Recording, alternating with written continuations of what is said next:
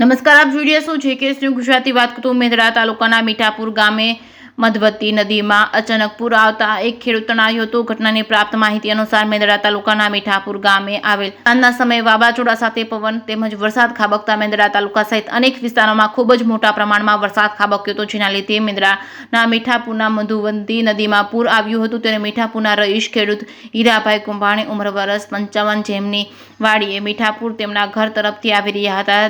તે દરમિયાન મીઠાપુર ગામમાં આવેલ મધુવંતી નદી પર પહોંચતા મધુવંતી નદીમાં અચાનક પૂર આવી જતા મીઠાપુરના ખેડૂત પાણીના પ્રવાહમાં તણાયા હતા, જેમની શોધખોળ કરવામાં આવી હતી. ત્યારે આ બાબતની જાણ જૂનાગઢ જિલ્લા પંચાયતના પ્રમુખ હરીશભાઈ ઠુમર, મામલતદાર મેંદડાના તેમજ પીએસઆઈ તેમજ સહિતના ગ્રામજનો સહિતના સ્થળો પર પહોંચી પૂરના પ્રવાહમાં ગરકાવ હીરાભાઈની શોધખોળ કરવામાં આવી હતી. વધુમાં જિલ્લા પંચાયતના પ્રમુખના પીએ મહેશભાઈ અપારનાથીએ જણાવ્યું હતું કે હજુ સુધી ખેડૂત મળ્યા નથી, ત્યારે એનડીઆરએફની ટીમ તેમજ કેશોદ ફાયર બ્રિગેડની ટીમ બોલાવવામાં આવી છે, જે વધુ શોધખોળ કરવામાં મદદ મળી રહે અને તંત્ર દ્વારા તમામ પ્રયાસો હાથ ધરવામાં આવી રહ્યા છે. જેકેએસ ન્યૂઝ ગુજરાતી સાથે કમલેશ મહેતા, મેંદડા.